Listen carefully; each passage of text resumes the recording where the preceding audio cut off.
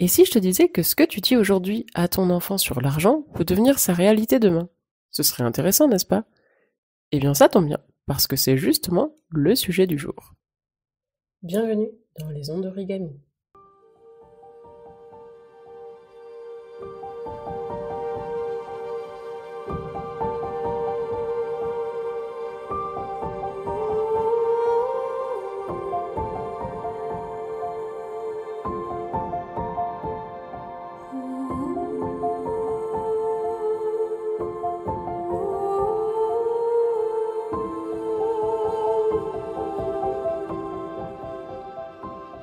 Les ondes d'origami, c'est le podcast qui tisse les liens entre maternité, féminité et énergie et t'aide à révéler la femme puissante, inspirante et lumineuse que tu es vraiment. Alors aujourd'hui, on va parler d'un sujet qui tient à cœur quand on devient maman, qui est celui de l'héritage, donc ce que l'on transmet à nos enfants. Et on va l'attaquer sous un angle un petit peu particulier parce qu'on va parler sous le prisme de l'argent. Qu'est-ce qu'on transmet à nos enfants sur l'argent? Et on a le plaisir de le faire à deux voix puisque j'ai l'immense honneur d'accueillir Ophélie de Frico Féminin. Bonjour Ophélie. Bonjour Anna, bonjour à toutes. Donc merci Ophélie de partager ce moment avec moi et j'aimerais commencer par te demander qu'est-ce qui t'a poussé à parler d'argent de manière aussi décomplexée? C'était un cheminement personnel parce que moi, c'est un sujet sur lequel j'ai beaucoup travaillé parce qu'il a été problématique dans ma vie. Et alors moi, je suis économiste à la base, alors que rien ne me prédestinait à tout ça parce que je viens pas de milieu où on savait même que ça existait, ce type de job. Et j'ai passé 20 ans de ma vie à conseiller des entrepreneurs, lever des fonds, ainsi de suite. Et j'ai vu que ce qui nous autolimitait, tout le monde dit toujours que c'est notre éducation financière, et je suis pas si d'accord que ça avec ça, parce que ce qui nous autolimite le plus, c'est ce qu'on nous a transmis et ce qu'on croit connaître sur l'argent. C'est ce qu'on appelle le rapport à l'argent, qui est un sujet très très tabou en France. Et alors globalement, ça fait peser sur nous des injonctions où ça nous autolimite souvent beaucoup dans notre vie. Mais c'est encore plus le cas chez les femmes. C'est pour ça que j'ai créé Frico Féminin, puisque les femmes n'ont eu le droit en France de disposer, de gérer leur argent librement qu'à partir de 65, ce qui, moi, correspond à la génération de ma mère. Et c'est un sujet qui est absolument pas libre chez ce public, qui sont des femmes. Et moi, j'en parle beaucoup pour des femmes qui ont décidé de devenir libres financièrement, c'est-à-dire des femmes qui ont décidé de monter un business ou d'investir et de se construire un avenir, on va dire, plus libre économiquement et de transmettre les bons messages à leurs enfants sur cette question, parce que ça a moi-même été une préoccupation de me dire qu'on m'en avait transmis qui n'étaient pas forcément ceux qui étaient les plus aidants. Et moi, j'avais décidé de faire différemment, notamment pour ma fille. C'est hyper enrichissant. Et du coup, quelles sont les croyances par rapport à l'argent que tu rencontres le plus fréquemment dans ton métier aujourd'hui? Enfin, chez les femmes. Alors, des croyances auto-limitantes, hein, c'est ce que je disais. Donc, déjà, la parole souvent n'est pas libre sur ce sujet-là. Pourquoi? Parce que historiquement, c'est les papas et les papis qui parlaient d'argent autour de la table. Les femmes étaient cantonnées, on va dire, à la gestion des affaires courantes. Donc, on va dire la gestion des pots de yaourt et du budget familial, les courses, comment ça se passe à la maison. Et c'est les hommes qui s'occupaient de l'avenir. Sauf qu'en fait, les femmes, nous, ça fait maintenant un petit moment qu'on a le droit de construire notre propre avenir, de faire coller l'argent à nos valeurs et d'aider nos enfants à se construire une vie plus libre. C'est bien de ça dont on parle. Et pour autant, on n'a pas reçu les codes par rapport à ça, on va dire les codes du coffre-fort.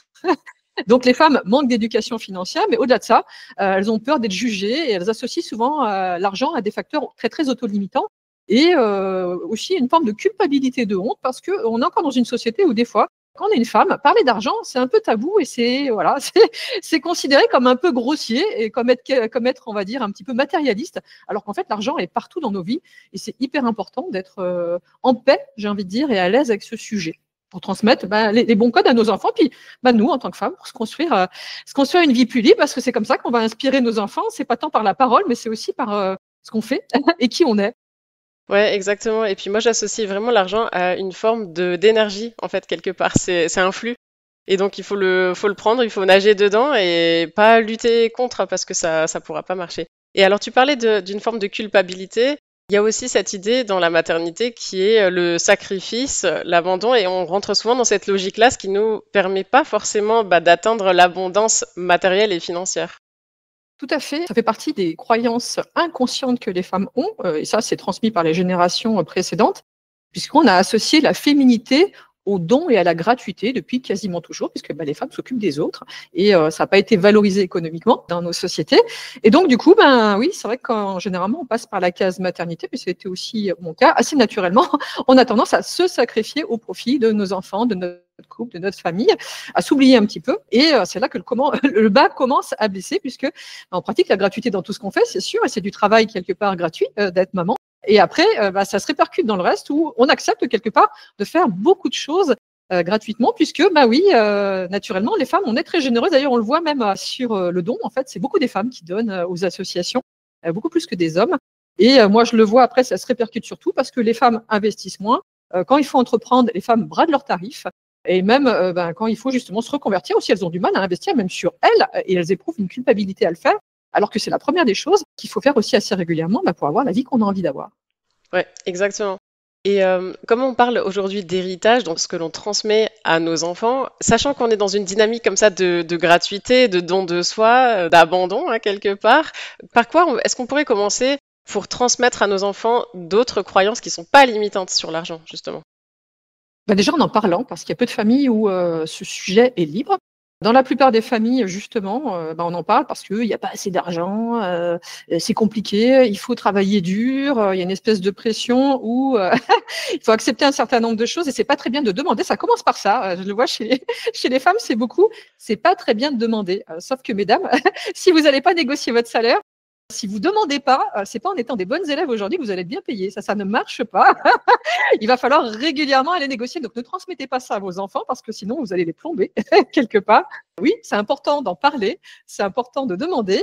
Quelque part, il n'y a pas de limite à ce qu'on peut gagner. Alors ça, c'est des choses, la plupart des femmes, quand je leur dis ça, oui, c'est-à-dire que, alors ça se fait pas du jour au lendemain, mais la capacité qu'on peut avoir à gagner ou multiplier l'argent n'a pas réellement de limite et c'est pas quelque chose de mal parce que ça n'enlève pas forcément aux autres. Donc il y a énormément de croyances et selon les milieux dans lesquels on est élevé, elles sont différentes. C'est-à-dire qu'on est dans une famille plutôt aisée, souvent il y a des injonctions à la réussite qui sont pesantes et qui fait que parfois on ne s'autorise pas notamment à se reconvertir, ainsi de suite, parce qu'il faut absolument bien gagner sa vie, sinon on a une peur du déclassement social et de l'insécurité qui est absolument terrible. Et par contre, quand on a été dans des familles où faut pas trop parler d'argent, les riches sont pas des gens très très bien, ainsi de suite, on va pas s'autoriser à aller en gagner, à aller négocier, parce que on va associer ça dans notre esprit au fait que ce serait pas très bien. Et il y a beaucoup de choses aussi qui sont liées à la féminité, qui sont notamment il y a des femmes qui ne s'autorisent pas à négocier et à aller gagner de l'argent parce que ce serait pas très bien de gagner plus que son mari. Il y a aussi ça dans l'inconscient. Il y a toutes ces images qu'on envoie dans les médias sur les femmes où quelque part être une femme réussir et gagner beaucoup d'argent, ce serait ne pas être une très bonne mère. Or, il est tout à fait possible d'avoir du temps, de préserver son énergie et de gagner très correctement sa vie. Et là, encore à chacune de mettre des chiffres là-dessus. Et la même chose, je vois très peu de femmes qui ont des objectifs financiers et économiques. Il y a peu de femmes qui s'autorisent à se dire, je mets les choses à plat et je me dis comment je fais de cette chose qui est l'argent, une énergie, un moyen positif au service de ma vie. Et c'est comme ça qu'on devrait élever leurs enfants. Nos enfants, on devrait en parler avec eux, pas en des termes limitatifs, mais en mettant les choses à plat, en se disant, en fait, quoi qu'on ait envie de faire, on trouvera les moyens de le faire. C'est plus la question du temps et des compétences qu'il va nous falloir gérer et sur laquelle il va nous falloir progresser dans le temps. Ouais, exactement. Alors j'aimerais prendre un exemple que tout le monde connaît ici. C'est celui de Beyoncé, tout simplement. C'est une chef d'entreprise incroyable. Elle a un talent, elle est mère de famille et elle réussit à tout gérer de front et sans limite, hein. C'est un bon exemple, disons, sur lequel on pourrait tous aller, disons, dans ce chemin-là. Justement, ce qui est amusant chez les femmes, c'est que celles qui ont envie de travailler sur leur rapport à l'argent, qui est quelque chose de courageux aussi, parce que ça bouscule beaucoup de choses à l'intérieur de soi et dans son cadre familial souvent. C'est souvent aussi pour transmettre les bons messages à leurs enfants et pour qu'ils n'aient pas la même vie que celle qu'elles ont eue jusqu'à présent. Oui, et en parlant de messages, est-ce que tu as des termes que tu préfères utiliser pour en parler en famille et ou à ses enfants? C'est justement éviter tous les termes négatifs. Alors moi, j'ai créé un média qui s'appelle Fric au féminin parce que justement, c'est pour rigoler autour de ce sujet qui est ce tabou du fric. Le fric, il est partout, mais on n'ose pas trop en parler quelque part. C'est ça qui est rigolo. Oui, c'est vrai. Et souvent, en fait, en France, c'est aussi connoté de très manière négative. L'argent est souvent connoté à des choses négatives, et notamment, c'est lié à notre héritage culturel, parce que c'est pas du tout le cas dans pas mal d'autres pays, puisqu'en France, justement, on va dire, la religion catholique a eu tendance à plutôt à diaboliser l'argent, ce qui n'est pas le cas dans d'autres religions, puisqu'on va dire notre héritage agricole, où à l'époque, les agriculteurs cachaient l'argent sous les matelas, donc il fallait pas parler d'argent. Et moi, je le vois quand j'accompagne des personnes qui, notamment, sont issues de familles d'agriculteurs, c'est extrêmement tabou. Il faut surtout pas en parler de ce sujet-là, et du coup, c'est là où ils n'arrivent pas à trouver des solutions. Et puis, aussi, quand on est issu d'une famille où on a opposé, on va dire, marxisme et capitaliste, par exemple, si on a eu un papa ou une maman qui était syndicaliste, on peut avoir toute l'ambition de la terre. Si on ne va pas déconstruire des croyances qu'on nous a inculquées par rapport à l'argent et au fait que c'est pas bien et ainsi de suite, c'est très, très compliqué. Et inconsciemment, ça se transmet tout ça dans les lignées familiales. Donc oui, on est pour eux à ce qu'on entend depuis notre enfance. Et c'est souvent des choses qu'on transmet à nos enfants à travers la parole. Et les ressentis, puisque là aussi j'insiste sur les ressentis, les insécurités financières ont souvent été transmises aux femmes. Pourquoi ? Parce que la plupart des femmes, il y a un certain nombre d'années, n'avaient pas la main pour aller gagner de l'argent et s'occuper des enfants. Donc elles se sentaient en insécurité parce que quelque part, elles ne maîtrisaient pas le sujet. Et elles ont transmis à leurs enfants des insécurités financières ressenties et cette peur du manque qui était très, très présente. Ouais, tout à fait. Et j'aimerais encore ajouter quelque chose. Tu sais, tu disais, on entend et ensuite on imprime. On entend, on imprime, et c'est d'autant plus vrai que, je ne sais pas si tu connais les travaux de Masaru Emoto, qui est un chercheur japonais, et il a fait cette expérience-là avec l'eau, de programmer l'eau avec des pensées positives et des pensées négatives. Donc il a fait 2 expériences séparées, on a bien vu quand les cristaux d'eau se sont cristallisés suite à cette expérience-là. La cristallisation, c'est pas faite du tout de la même manière selon les pensées qui ont été transmises à cette eau-là. Et donc on voit que les cristaux, ils sont hyper réguliers et beaux et c'est harmonieux quand ils ont été exposés à des pensées positives, et complètement désordonnés quand ils ont été exposés à des pensées négatives. Et cette eau-là, prenons conscience tout simplement qu'on est fait de 70% d'eau. Donc ça s'imprime en nous. Quand on entend, et ça s'imprime à l'intérieur de nous. Il faut vraiment essayer de faire un nettoyage déjà de soi, et de prendre conscience de ces schémas, de ces croyances limitantes qu'on a et qu'on porte en nous, et finalement de ce que ça dit de notre propre rapport à l'argent, et de le nettoyer pour ensuite reprogrammer finalement notre cerveau, reprogrammer notre corps aussi pour une vie et une mentalité d'abondance. Comment est-ce qu'on peut aider nos enfants à faire comprendre que l'abondance, c'est pas forcément non plus que du matériel, mais c'est aussi l'abondance relationnelle, l'abondance dans la liberté, l'abondance dans le temps? Alors ça, c'est justement des discussions à avoir avec eux très tôt, quand on se disait quel terme il faut évoquer. C'est plutôt en quel terme ce serait intéressant d'en parler et d'arrêter ces questions limitatives. Donc ce fameux schéma aussi où depuis toujours on nous dit oui, l'argent ne fait pas le bonheur. L'argent, c'est quelque part quelque chose qui est partout autour de nous, et ça peut être quelque chose de très, très positif pour nous aider à construire la vie qu'on a envie d'avoir. Donc, il faut arrêter de transmettre ce type d'informations, mais au contraire, d'évoquer tous les éléments de la richesse. La richesse, elle est culturelle, la richesse, elle est relationnelle. La richesse, elle est à travers ce qu'on apprend. Et la même chose, dans ce qu'on apprend, c'est pas uniquement être bon à l'école, et c'est pas forcément le fait d'être bon à l'école qui fait que vous allez gagner beaucoup d'argent. Alors moi, j'ai accompagné des entrepreneurs toute ma vie. Ceux qui gagnent le plus d'argent ne sont pas ceux qui étaient bons à l'école. C'est ceux qui sont malins, qui innovent et qui sont décomplexés dans leur manière de parler d'argent. Et justement, ceux qui étaient très bons à l'école ont du mal à sortir des cadres généralement et de bien gagner leur vie. J'ai même tendance à dire que c'est plutôt le contraire. Souvent, ce que j'observe chez la plupart des personnes. Et c'est aussi vivre des expériences. Et moi, c'est ça que j'aimerais qu'on transmette à nos enfants. C'est que finalement, l'argent, ça nous permet avant tout ça. Et nous, on a souvent été élevés dans cette idée que l'argent viendrait du fait de travailler bien à l'école, d'avoir un emploi sûr et de posséder beaucoup. Est-ce que la richesse dans le futur et pour les générations qui arrivent aujourd'hui, c'est vraiment ça ? Est-ce que c'est pas plutôt d'investir sur soi pour apprendre et switcher professionnellement, parce que nos enfants n'auront pas qu'un métier en CDI dans leur vie? Est-ce que c'est pas plutôt vivre léger d'un point de vue de nos possessions et apprendre à investir et se construire plusieurs sources de revenus plutôt que d'avoir uniquement un CDI dont on se rend compte qu'en fait, oui, il va falloir qu'ils changent professionnellement et qu'ils apprennent plusieurs métiers. Ça veut dire qu'ils investissent sur eux pour évoluer tout au long de leur vie et qu'ils commencent à investir. Pourquoi ? Parce que le CDI, la maison et la retraite ne nous sécurisent en rien, puisque aujourd'hui, Notre système de retraite, je laisse à celles qui veulent penser que ça va suffire et faire leurs calculs. Mais moi, personnellement, je préfère vivre de manière plus simple, plus légère pour pas avoir de pression financière. Mais par contre, commencer à construire plusieurs sources de revenus pour être plus cool, pour être plus zen, pour pouvoir switcher professionnellement, ou quand on est une femme, pour pouvoir lever le pied quand on a des enfants et qu'on décide de vivre d'autres choses, et puis de s'autoriser à vivre des expériences, parce que oui, la richesse de notre vie, c'est de la vivre. Ouais, exactement. Et à quel moment est-ce qu'on peut commencer justement cette transition quand on est une femme? Parce que souvent on se dit, ah bah justement j'attends d'avoir un job, j'attends d'avoir de l'argent qui rentre, j'attends que ma grossesse elle est finie, que mon congé mat est terminé, j'attends que. À quel moment c'est le bon moment pour commencer à se prendre en main financièrement? En fait, il n'y a pas de bon moment, c'est tout le temps. C'est voilà, c'est notre mental là qui parle quand on fait ça. Et là, il nous raconte des histoires et des excuses parce qu'en fait, il y aura jamais de bon moment pour se reconvertir. Il y aura jamais de bon moment pour dégager de l'énergie pour se former.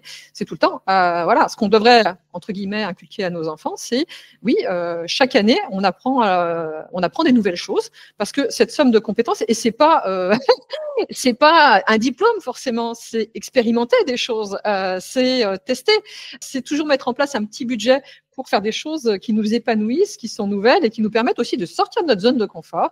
Ça, alors je vois énormément de mamans qui sont dans une culture de la sursécurité, mais transmettons à nos enfants le goût de la liberté, du fait d'oser, du fait de ne pas voir, le fait de faire des choses différentes ou qu'on n'a pas faites comme, on va dire, comme les dents de la mer. Parce que là, on les auto-limite véritablement dans notre vie. Je sais que moi, par exemple, quand j'étais maman et que j'allais dans les jardins d'enfants et que j'entendais les mamans qui hurlaient après leurs enfants en disant attention, attention, et moi je ne faisais surtout pas ça. J'incitais ma fille à oser, je l'accompagnais, je la sécurisais et je le faisais avec elle au démarrage, puis après je la laissais voler de ses propres ailes. Voilà, c'est plutôt ça qu'il faut qu'on quelque part qu'on leur transmette et surtout et aussi dans les domaines professionnels et de l'argent. Aussi arrêter de se dire que perdre 1 euro c'est abominable et on nous coupe un bras quand on fait ça. Non, il n'y a pas des conséquences absolument terribles. La même chose dès qu'on commence à donner de l'argent de poche, discuter cet argent à quoi on le dédie. C'est pas forcément à acheter des objets, c'est à apprendre, c'est à vivre des expériences avec nous, c'est plutôt à faire des trucs avec les copains parce qu'on a envie de faire des choses et ça c'est vraiment l'abondance plutôt que de posséder une somme d'objets dont on n'aura plus envie après parce que les enfants, des jouets, des machins, oui, si vous le laissez faire quelque part, il aura envie de tout. En même temps, est-ce qu'il ne préférerait pas aller vivre un super truc avec ses copains? Mais ça veut dire aussi montrer l'exemple, c'est-à-dire que quelque part, tenir ce genre de discours à vos enfants, si vous-même vous ne le faites pas, ce ne sera pas cohérent. Oui, c'est sûr. Et à partir de quel âge est-ce qu'on peut commencer à parler d'argent avec ses enfants? Alors l'argent, il est dans tout, c'est-à-dire qu'en fait, ils nous voient faire parce que quand ils viennent faire les courses avec nous, ainsi de suite, ils nous entendent. Donc c'est pour ça qu'il faut commencer déjà à travailler sur soi. Et après, c'est des jeux d'argent. Donc oui, commencer à acheter, vous savez, les petits kits avec la monnaie, discuter avec eux. Ils adorent faire ça. Parler, quand on va faire les courses, comment ça fonctionne le budget, comment on regarde les prix, l'argent, on le dédie à quoi? Justement, la nourriture. Est-ce que on se dit quel type de consommation on a par rapport à tout ça? Est-ce qu'on achète plutôt du bio? Est-ce que c'est aussi avoir ces discussions, quelle part du budget on met sur quoi? Je sais que personnellement, j'ai plutôt tendance à mettre une part importante sur de la nourriture de qualité parce que c'est ça qui nous permet d'être bien. Peut-être moins sur les possessions matérielles, mais des possessions matérielles de qualité dont on se pose la question, est-ce qu'on en a vraiment besoin? Voilà, on n'est pas obligé d'avoir une armoire avec 500 000 trucs. Il y a des choses qu'on peut louer, il y a des choses qu'on peut acheter d'occasion. Voilà, et tout. Ces discussions-là, c'est important de les avoir avec eux et de leur donner leur petite monnaie pour aller, je sais pas, acheter d'occasion sur un vide-grenier, leur jouer et commencer à gérer leur argent. Ils adorent ça, les enfants, généralement. Jouer à la marchande, ça, c'est un de leurs jeux préférés. C'est important de le faire avec eux.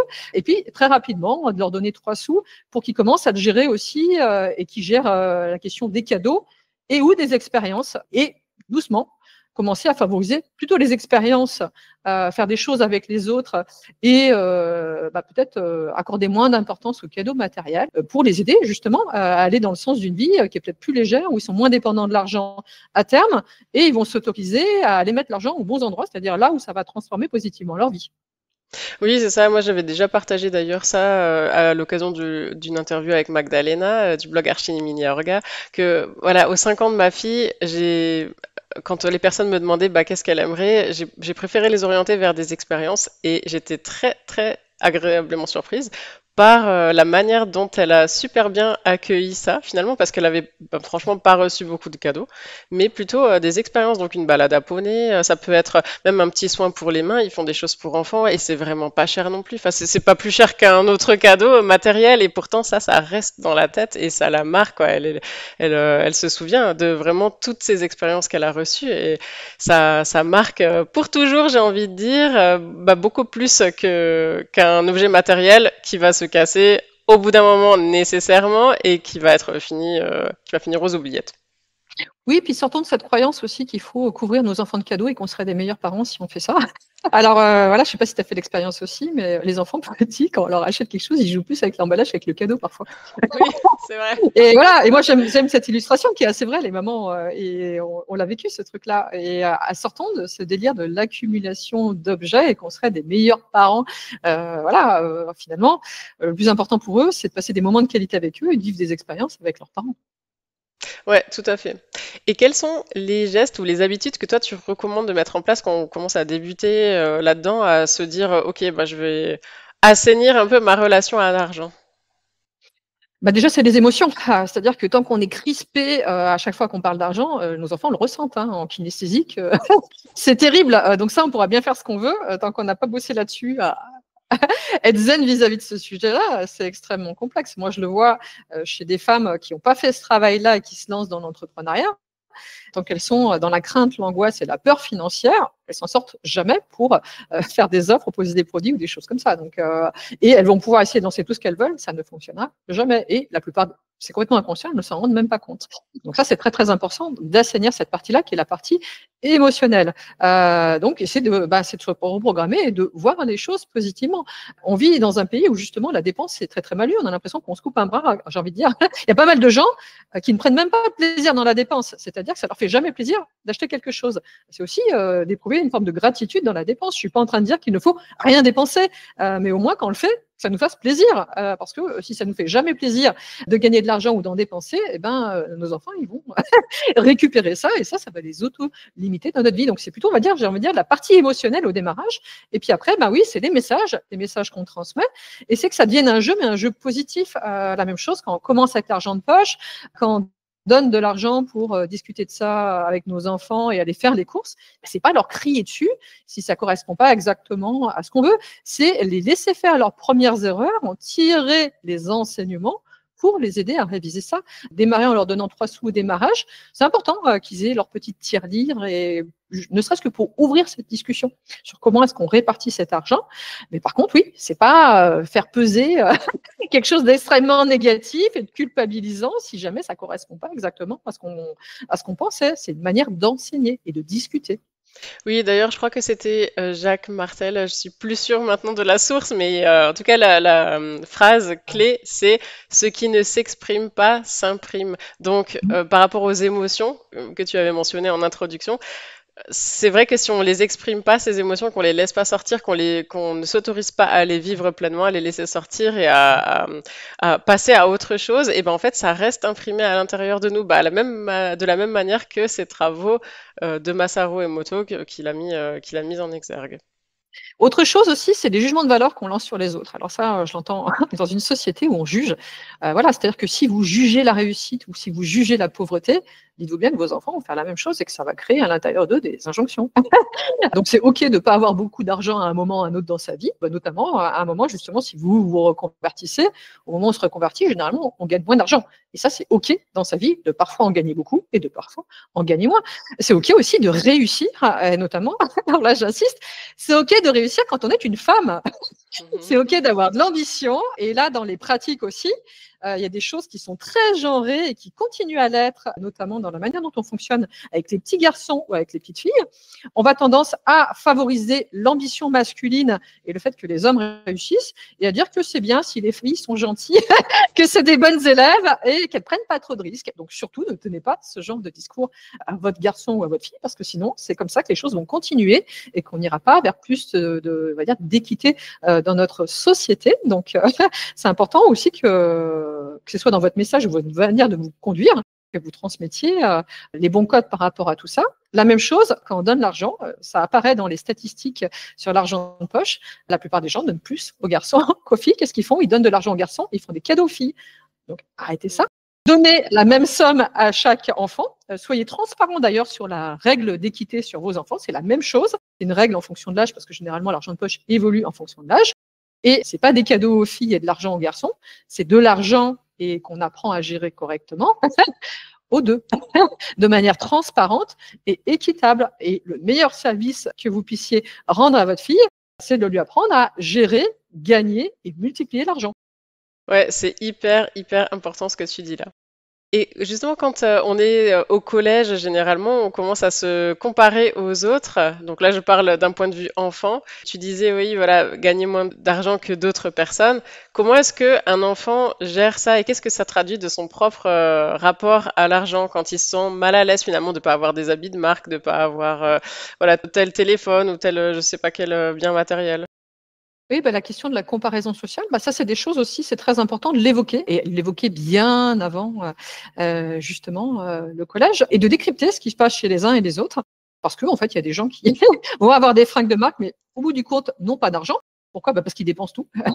Moi, c'est des sujets que j'évoque assez régulièrement et je vais briser un certain nombre de tabous, mais j'ai travaillé dans des milieux d'entrepreneurs et il y a des gens qui vivaient complètement au-dessus de leur moyenne. Donc, vous pensez qu'ils étaient riches parce que extérieurement, vous les voyez avec des fringues de marque et des grosses voitures, mais entre guillemets, être riche dans notre société, c'est surtout pas ça. C'est apprendre à vivre en dessous de ses moyens et à placer l'argent aux bons endroits. Donc, la meilleure manière de ne pas être riche, c'est de faire comme ça.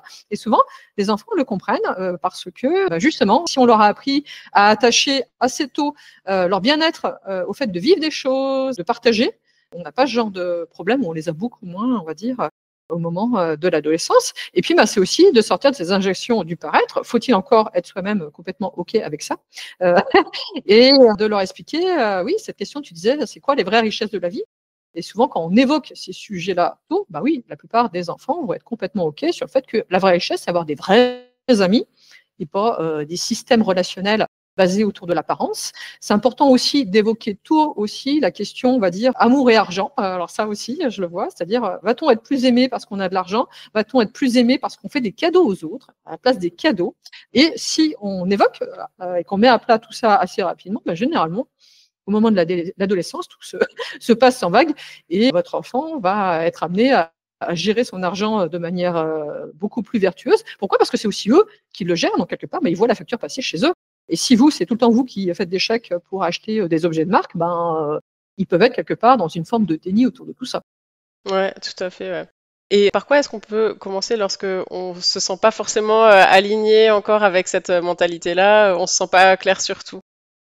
Se faire accompagner, moi je le fais pour pas mal de personnes parce que c'est inconscient sur beaucoup de choses et puis ça coince à bien des niveaux. On le disait, alors là on parlait d'argent, mais c'est l'argent, le travail et le temps en fait, souvent, et la notion de réussite qu'il faut réussir à les décortiquer et tout ce qu'on nous a transmis dans les générations précédentes et pendant notre propre vie. On a tous des croyances qui nous pèsent et ou nous autolimitent, mais dans tous les cas, c'est quelque chose qui souvent pèse sur nos propres vies et pèse sur la vie de nos enfants. Donc oui, c'est compliqué de le faire tout seul.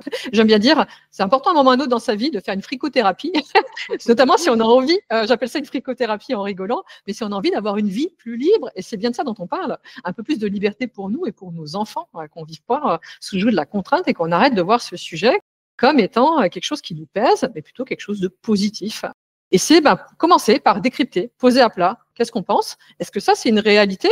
Ou est-ce qu'en fait, il y a des gens qui vivent autrement et qui voient ça autrement? S'il y a ne serait-ce qu'une personne sur cette terre qui voit, pense et agit différemment, en fait, c'est pas une réalité. C'est quelque chose qu'on s'est construit et il est possible de le voir différemment. Et là, à chacun et à chacune de construire sa propre réalité sur le sujet.